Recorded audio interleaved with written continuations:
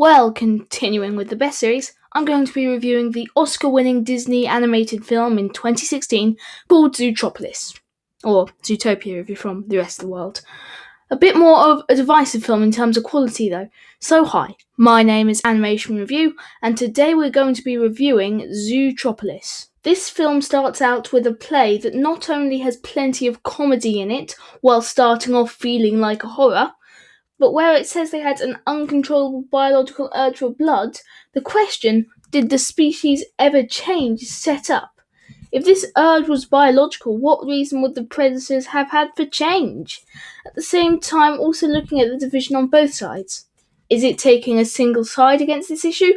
Or is there a sense of superiority in the room when Judy says it may seem impossible to small minds? After the scene of Judy in the carrot fair, it cuts to 15 years later in the police academy.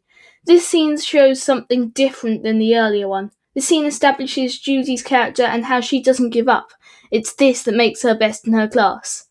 Then we get to Zootropolis, an endlessly creative scene that makes sense considering the range of animals that live there. The introduction to it sets up the utopian wonderland that Zootropolis is built up to be. Next we get to the police station, where in previous scenes it may have shown that officers have been making the world a better place. Here's the first sign that maybe this isn't the case, with the wolf claiming the other guy bared his teeth first, while in a muzzle, showing the first signs of prejudice in the police force. But that's a point that comes up later. For now we meet Benjamin Clawhauser in a conversation that can make one look at this film through a much more different eye. While at face value this film seems like a social commentary about racism and prejudice towards particularly the black community, I really don't think that that's the case, and it's conversations like these that show it. These prejudices are influenced by things like not being able to say things to certain species, like calling them cute. It's clear that the prey were oppressed in the past, and as such the predators have come to this state of limbo over what they can and can't say, which of course doesn't help relations in the slightest. Although coming away from the racism aspect of this, we have the parking scene where Judy Hopps takes what could be an awful waste of a potential into a use of it, writing 200 tickets before midday, while also being honest. It's a great show of Judy's ability not being in strength, but in mindset. Then of course we come to Nick Wilde, the sly and clever fox, swindling Judy out of $20 and makes around 10 times more of that, while his business is completely legal, and while he does get caught, but that's for tax evasion, not for anything he does to make money. But here we get to probably the biggest reason why people might not like this film. The nudist Connolly scene. The yak is really annoying, the location is unfunny. Overall, it's the worst scene in the film, and I understand why this would be the scene that made people not like this film.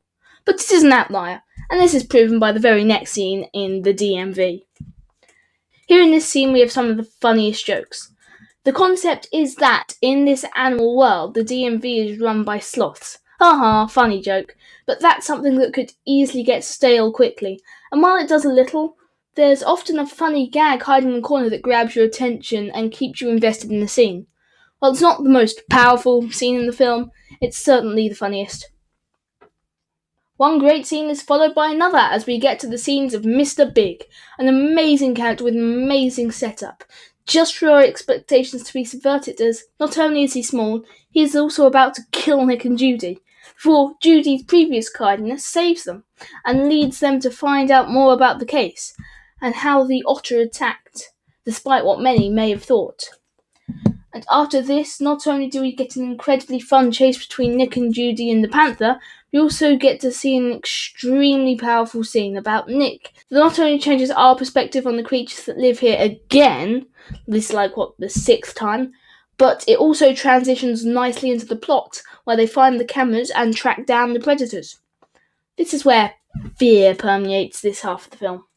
It starts when Lionheart fears that he could lose his job, and so refuses to disclose important information that could lead to a breakthrough in the case. After the escape scene, Judy is given the chance to tell people why this may be happening, and Judy, fearing for the safety of the city, claims that it may be the fact that they're all predators.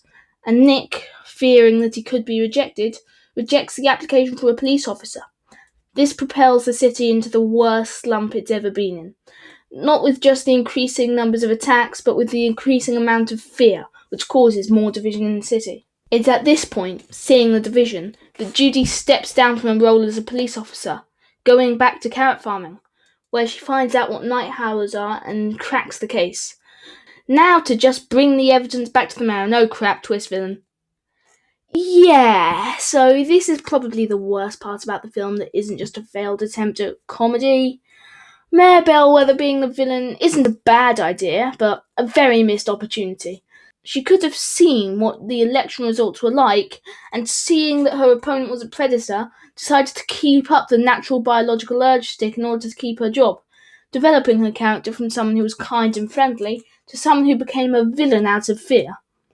But despite the twist villain, this film is great. It's a solid 89 out of 100, in spite of its flaws. But either way, my name is Animation Review. This was my review of Zootropolis. I hope you enjoyed, and I bid you good night.